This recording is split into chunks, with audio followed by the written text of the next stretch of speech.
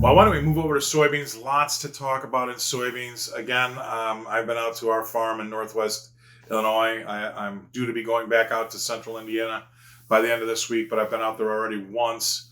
It's dry, folks. I mean, it is dry. We could use a drink, especially around from Chicago towards, say, Central South Indiana. There's things that are kind of burning up a little bit here. So it's definitely taking the top off. And I think that you've seen that come through in some of those crop conditions. And again, as of last night, last night had to be one of our more volatile nights of trading too. So kind of trying to take in all that information. You saw different camps kind of interpret what they thought those numbers should or would be by putting their trades out on the market. And it really was probably the most volatile night that we've seen all summer. But let's talk about last night. I mean, we backed off about 24 cents last night from our 8-month high of 966 3/4.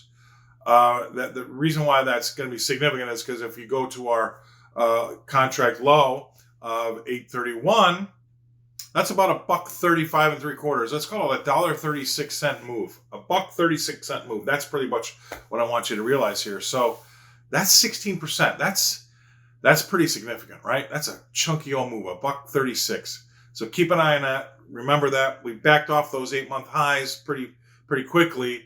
We'll see what the rest of the day brings, but it's going to be really important now that once we put in those markers, I'll talk about it as what the technicians will look at. It's not necessarily my opinion at all, but I'm just going to tell you what give you the ammunition to keep an eye on what the technicians will be looking at, because we've told you the fundamental news out there, but things are dry, and you've seen what these crop conditions are doing.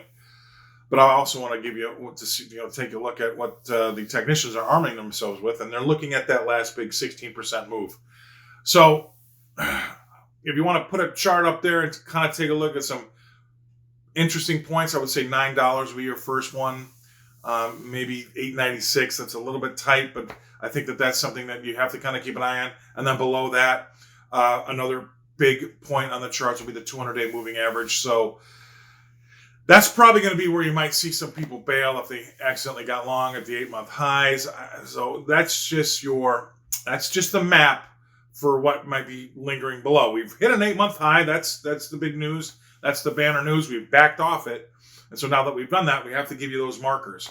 And how we do that is we're going to take the contract low against that new high, that 8-month high, and give you these levels that these technicians will be kind of looking at. And one of them is going to be, the biggest one is when we give back half of that rally, right? So we give back half of that rally. That's a big line in the sand for those technicians.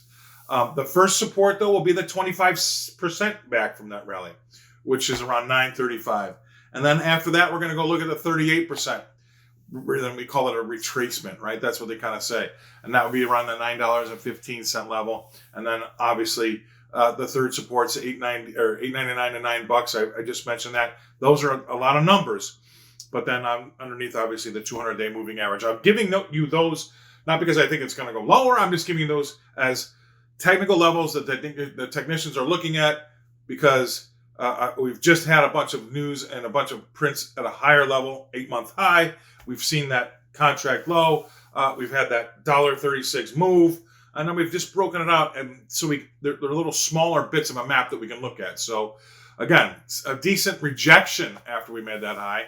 That's got to be a little bit nervous for bulls. But keep an eye on these support levels as we kind of retrace, because it might give those folks a chance to get either A, back in, or whatever they feel like. We're definitely going to see more volumes at those levels. So a volatile night overnight, and interesting to see that 8-month high and how we've rejected that now, settling back in. Keep an eye on those. They're Fibonacci's. Keep an eye on those things, and that's going to give us a short-term map about where soybeans may be headed right around the corner.